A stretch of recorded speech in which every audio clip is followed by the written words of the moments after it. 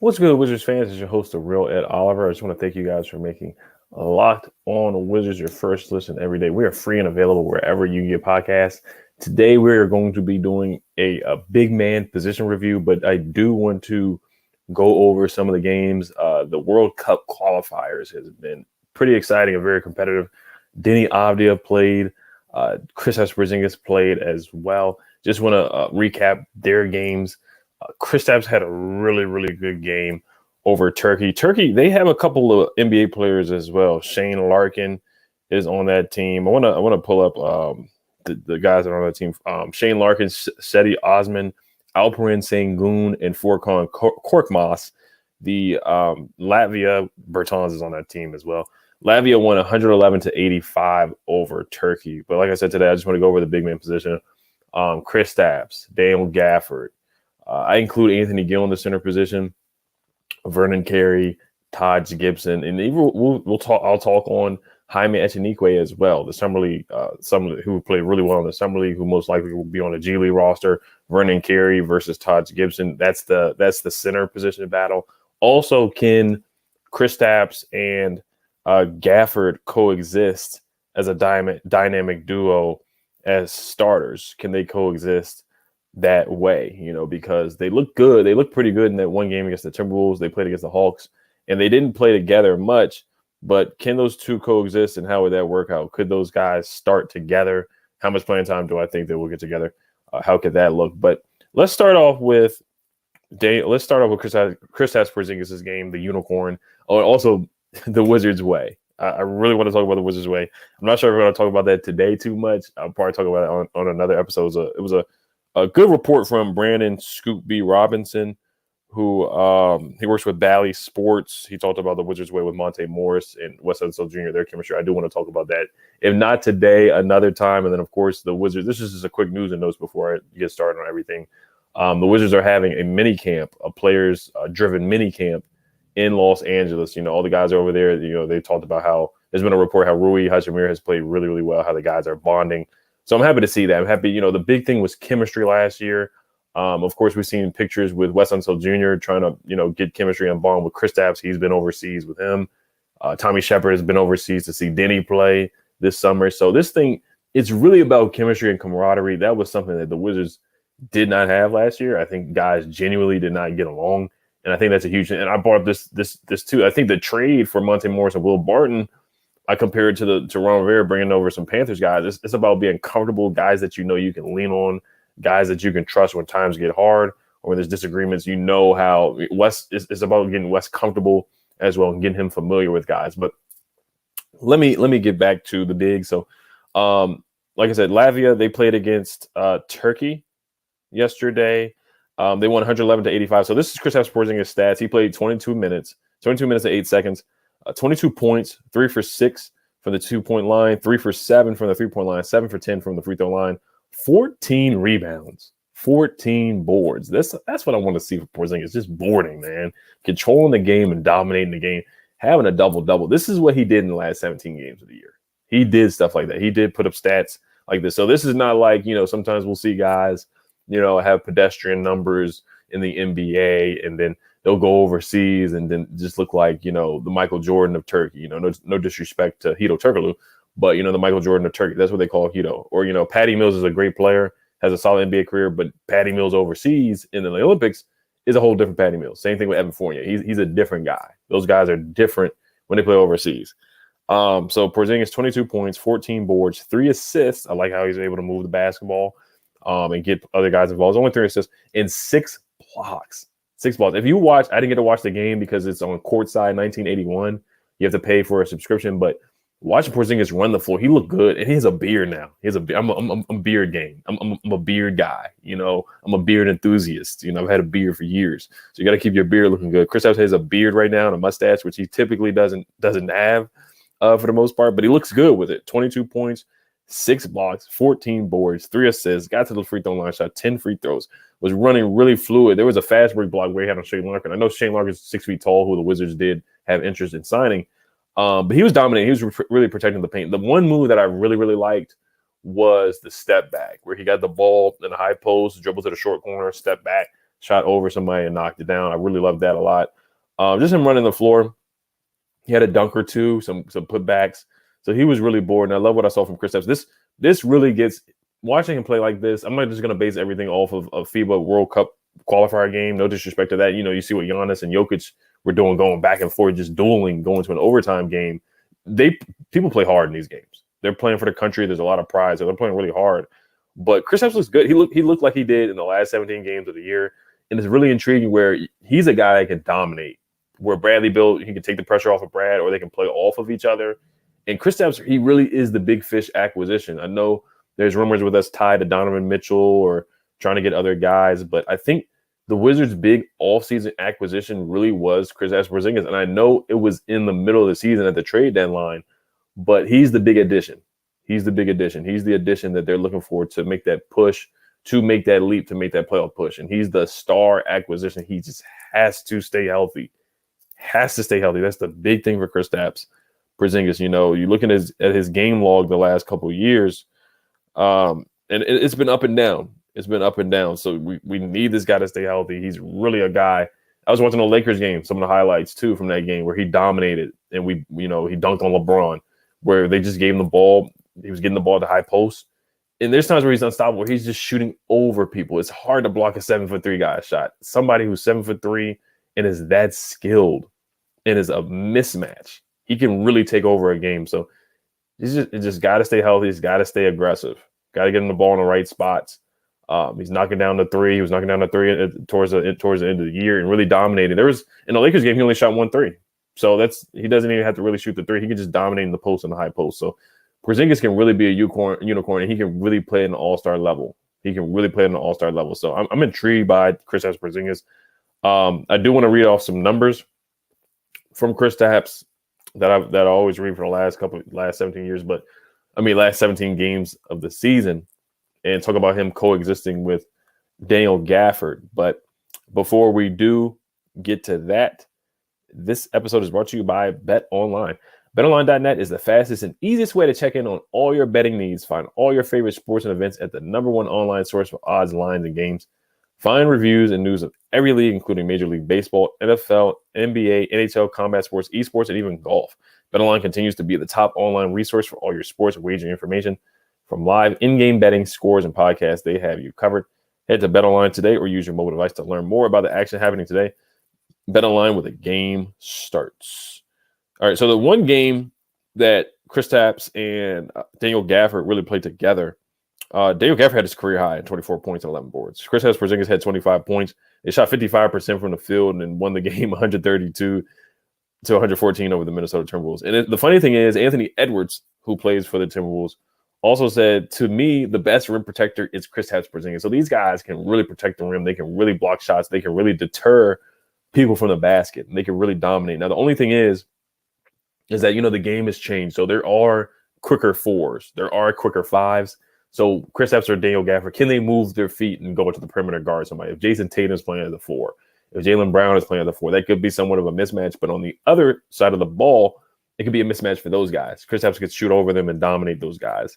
Now you look at the Cavs, you look at Jared Allen, you look at Evan Mobley, you look at the Timberwolves with Karl Anthony Towns and Rudy Gobert. Those are the two teams that you look at, and they can mirror that, and that would be a fun matchup to watch. But the Wizards could impose their will. This is another quote from Bradley Beal earlier in the season. Quote, just imagine him and Gaff, talking about Kristaps Porzingis out there.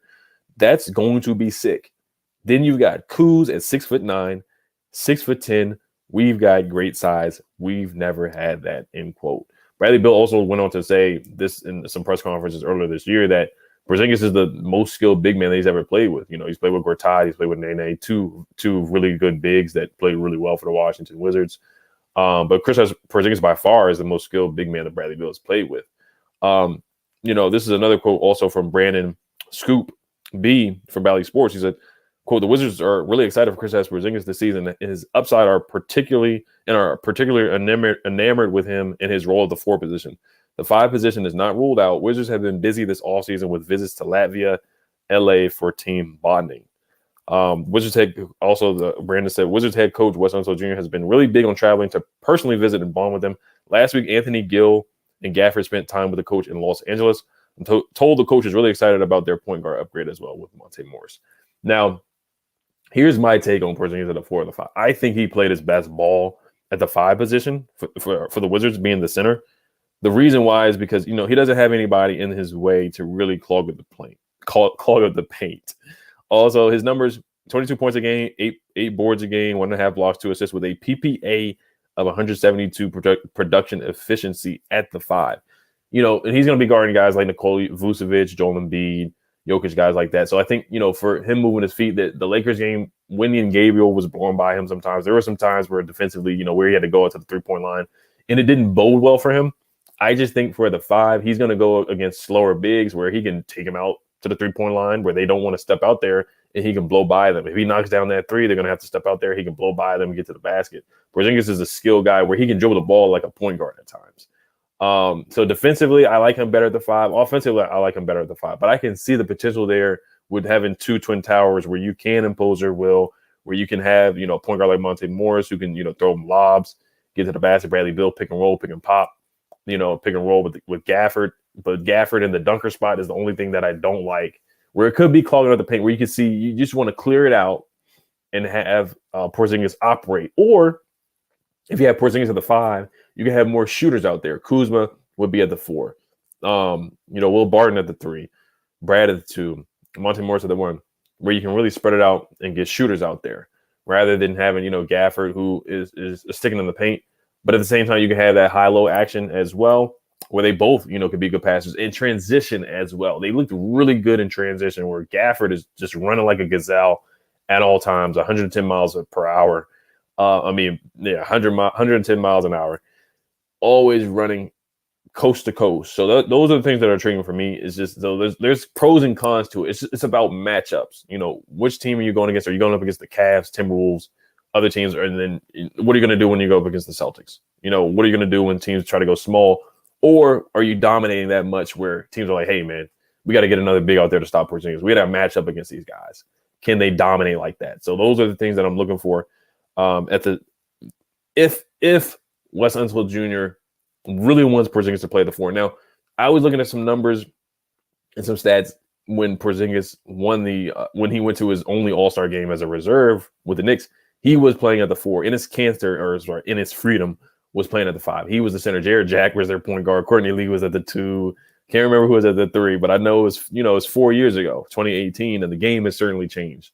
It's a lot. It's positionless basketball now. It's positionless basketball. So the game certainly has changed since 2018. Even just from 4 years ago, the game has really changed. The way guys look at positions is really just guards, wings, and bigs now. It's not even really centers like that anymore. Stretch 4s, they changed that. It's not a stretch 4 anymore. It's just a 4. It's just what it is. So it's intriguing. I just think Porzingis is the best at the 5 because he gets to operate. It's his world. It's his world out there where nobody's in his way. He gets to ISO. Like I said, at the high post, watch that Lakers highlights, that game where they put Austin Reeves on him. There's many mismatches out there, and Brad wasn't even playing. He was putting the ball over Austin Reeves' head and just shot a free throw, put the ball over Russell Westbrook's head, just shot a free throw and made it. Same thing with LeBron, just had keeping the ball high over LeBron's head and shot it and knocked it down. So let me give the other centers some shine here and just some minute distribution, and then I'll go to the camp battle. The only really battle I see at their center spot for rotation, but I do want to give Kristaps a little bit of his flowers. In the last 17 games, this is how well he played. So this is per Clinton the Glass. So in March, only 6 players in the league have averaged at least 20 points, 8 boards, and 1 block per game. That was LeBron, Giannis, Joel Embiid, Nikola Jokic, and Karl Anthony Towns. And Porzingis was one of those guys. He's one of those guys. He's ranked in the 80th percentile among bigs in defensive rebounding percentage, in the 86th percentile in block percentage, and the 91st percentile in assist percentage, according to Clinton the Glass. So, but defensively, that lineup, just having those tall trees out there, Gafford and Porzingis, and then maybe Deni at the 3, having your defensive lineup, Brad at the 2, Monte Morris at the 1, or DeLon right at the 1, that would be a tough defensive lineup. It really would be. It would be same thing with Kuz at the 3. It would be a long, tough defensive lineup, but at times it just depends on matchups because they would have long arms, long wingspans in the passing lanes, moving their feet. So there's pros and cons to it for sure. I do want to see them experiment with that, especially in the preseason against the Warriors. The Warriors would be a perfect test because they're a small ball team. Kevon Looney is at the 5 for the most part, or Draymond Green at the 5 for the most part. So I do want to see them try to do that in preseason in Japan. Try that out. Rui at the 3-2. Try that out too. Just experiment. It's just experiment and see what works out. Just do some lineup experiments. That's what I'm intrigued to see from Wes Unseld Jr. this upcoming year. So I didn't even get a chance to talk about Deni. Yet. So Deni, his performance was not as spectacular as Kristaps Porzingis. I'll just say that. So he's coming back from health and safety protocols. He did test positive for the virus. I want to say about a week ago or 2 weeks ago, where he did miss a game. And shout out to Aaron Sorockman. That's my guy. He was on the channel during the season. Aaron Soroco. He works for Sport 5 in Israel, so he keeps me updated on Deni. When I'm not able to really watch the games, he fills me in. So just going over Deni's stat line, he had 8 points, 4 rebounds, 3 for 10 from the field, and 1 for 5 from the 3-point line, 1 for 2 from the free throw line. He was taken out with 8 minutes left in the game. He also started off the second half on the bench as well. Israel, they play against Sweden on Sunday. Latvia, they play against Great Britain on Sunday as well. Now, this is what Iran told me. He said, Deni, overall mixed bag today. He said he played 18 minutes out of 40 minutes, including 8 to 9 second half minutes. Since he missed most of the preparation games, it seems like Goodis, the coach, was confident to go enough without Deni for long stretches. His outside shot did look confident, but it was not falling. Started 0 for 3, including 1 long distance 3. He got blocked 2.5 times driving to the basket. 1 time did look like a foul. Maybe still a bit rusty after being sick and wasn't fully integrated into the team's makeup. Also, there's too much ball watching when Deni is playing. So, but he said defensively, Deni was great. Deni was great most of the time. 2 times he functioned as a one-man zone, stopping Finland's offense with great awareness. Other times he pushed opponents into tough shots. So I'm happy to hear about that defensively. It really sounds like a regular season game. It sounded like some of the games that Deni had during the season where, unfortunately he put his head down and he missed a layup offensively. But defensively, he was the best player on the floor. Defensively, he was our best player at times. And then offensively, he was, really struggling offensively. Struggling to finish around the rim. Struggling to knock down a 3.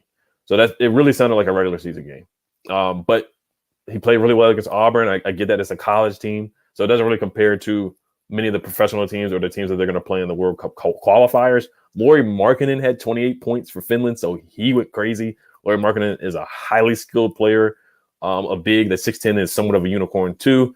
With the Cavs, they play him at the 3 as well. So Kuz, they could play at the 3 as well, just comparing that big man lineup. But it looks like Deni had an underwhelming game coming back from health and safety protocols. So let's see if he can bounce back on Sunday. There's also another quote that I want to find from an article that I was reading too. This one's for Sports Rabbi. I'm sorry if I'm mispronouncing the name here, but of the website. But this is also saying, but Deni was dribbling throughout positions with no end game in sight, not moving the ball around and just looking like he was trying to play hero ball right off the bat. So that doesn't really sound like Deni. He's usually, when he's playing for the Wizards, he's not really trying to play hero ball. He's really trying to look to pass, Sometimes he is being aggressive trying to get to the rim, but he's looking to be a point forward when I see him play with the Wizards. But he was getting more aggressive last year, shooting the 3 and trying to get to the basket. So somewhat of a mixed bag from Deni. It's going to be highs and lows from Deni. Working out with Drew Hanlon, want to see that 3-point shot improve. Can he dribble with his with his left hand as well? Can he go to left? Can he finish with his left hand? Can he finish with both hands, to be honest with you? So mixed bag from Deni Avdija. But let's get to my guy, Daniel Gafford here, and then the other big men. And then we'll wrap up this episode today. And then we'll get back to it next week. We'll probably talk about what happened on Sunday with Kristaps and also with Deni Avdija. If Deni Avdija was able to bounce back and if Kristaps just kept dominating on Sunday. So Daniel Gafford, man, this is from a B-Ball Index. So these are the grades that they give guys. I just want to give Daniel Gafford his flowers too. These are grades that they give guys. Rim shot contested, he got an A+. He was in the 98th percentile. So that's rim shots contested, pretty self-explanatory. If somebody goes to the basket, is he contesting the shot? Is a big man shooting a hook shot? Is he contesting the shot? He does that a lot. Rim contests per 75 possessions, rated in the 98th percentile with an A+. Blocks per 75 possessions, A+ at a 2.5 value. Block rate on contest with a 24.69%, A+ in the 86th percentile. Rim defensive field goal percentage versus expected, A+. Adjusted rim points saved, A+. Rim protection, A+. Post defense, A+. Screener on rim defense, A+. A+. So A pluses all across the board for Daniel Gafford. The one thing, there's a couple things that I want to see Daniel Gafford improve from. I think he regressed from last year, and I don't think it's 100% his fault. I do think, the 3 big man lineup didn't help. Actually, I'm not going to use that as an excuse because there was a 3 big man lineup last year with Robin Lopez and Alex Lynn. So this year, he didn't have a point guard that could really put pressure on the rim. Spencer Dinwiddie was not getting to the rim at all. He was just a step slow on everything. Coming back from that knee injury. So he wasn't able to get Gafford involved and get him easy baskets where Russell Westbrook was just, getting to the basket every time and getting Gafford a lot of easy dunks, a lot of alley-oops. I think Russ and Gaff were a really, really good dynamic duo. They have really good chemistry. So this year we just didn't have that guy until really the second half. You saw how well Gaff played with Ish. When he has a point guard that can get to the rim and get past people, and he can just be in the dunker spot and catch lobs. That's his offensive game. Now, Gafford, can he step out and knock down a free throw jumper? Barely, rarely. I don't really see that much from him. So just do what works for you. Look at Clint Capella. Look at Gobert. Look at other bigs, DeAndre Jordan when he was an all-star. Those are the kind of bigs that I look at Gafford when I see him play, just catching lobs. This is also for Porzingis too. Best rim defensive field goal percentage versus expected per Basketball Index. Kristaps Porzingis was ranked 8th. He was in the top 10 defending the rim. So you have 2 legitimate rim defenders in Porzingis and Daniel Gafford. Also, bringing the ball down low offensively. You're 6'10", but you play like you're 7'1" because you're so athletic. He looks taller than what he is because he's so athletic because he can jump above the rim and finish above the rim. But he's bringing the ball down, and little guards sometimes they'll have a jump ball. They take it from him. Sometimes I thought he had bad hands. I think with Russ, he had better hands last year, the year before in 2021. This year, for some reason, he was dropping passes. That's not like him. So I want to see him improve on that. Fouling way too much. This is how his minutes get affected, and this is the reason. Don't give the coach a reason to take you out of the game. He got in foul trouble a little too much early in the game. These were silly. These were avoidable fouls, where he's just jumping and going for pump fakes or just being a little too overzealous and a little too aggressive. Now, there was the thing where he said he had sports asthma, or there was a report where he had sports asthma. Then he did another interview and he said he didn't have sports asthma. So I don't know what it is, but I think he looked in somewhat better shape last year, where in 2021, he was getting gassed. He was getting tired. So Gafford's still young. And let's not forget about the contract too. The contract is about to kick in. The contract extension that he signed with before the season. The contract extension is going to kick in pretty soon. Got to look that up. Porzingis has a player option. How is this year going to go? If he gets back to an all-star form, is he going to opt out of that player option and look for more money? He's getting paid $30 million plus this year.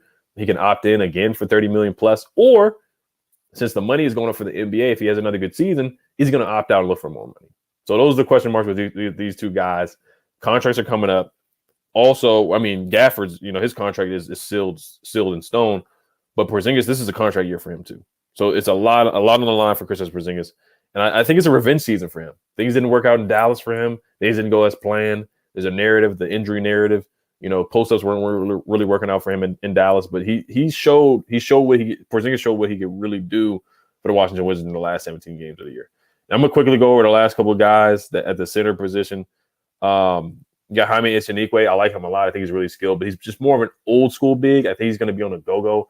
Vernon Carey played really well in the Summer League. I thought he was the best player on the Summer League team this past season.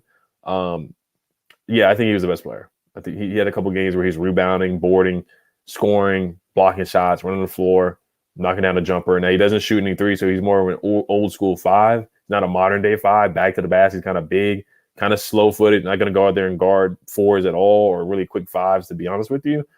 So, how usable is he going to be in the NBA game? Thomas Bryant is gone. Is he going to be replacing the Thomas Bryant role as that third center off the bench that can stretch the floor a little bit at the free throw line, an 18-foot jumper, but really can't shoot a 3? Thomas Bryant was shooting 3s. So where is Vernon Carey going to fit in the modern day NBA game? Or is he going to be able to impose his will? But are they really looking for a guy to post up for, 5 seconds in a slow, methodical pace? How is that really going to work out for Vernon Carey? Those are the questions for me. Taj Gibson, who is somewhat going to be of the Udonis Haslem of the Wizards. He's really intrigued by the Wizards. He said they're very talented. We've gone back and forth with Taj Gibson over the years with the Bulls.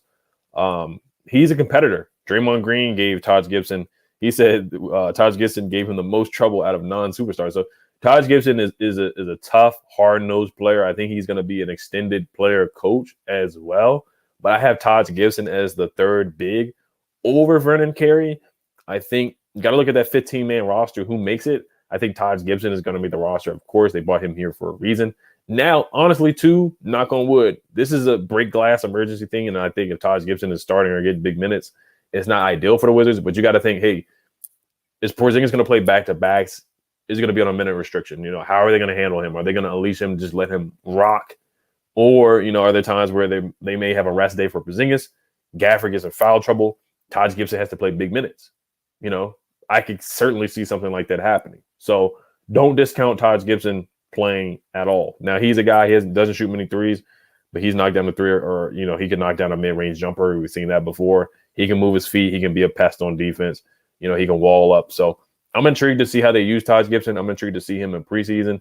I'm intrigued to see his leadership as well. He said the Wizards can shock some people. They can be a surprise team this year. So, and he left the Knicks.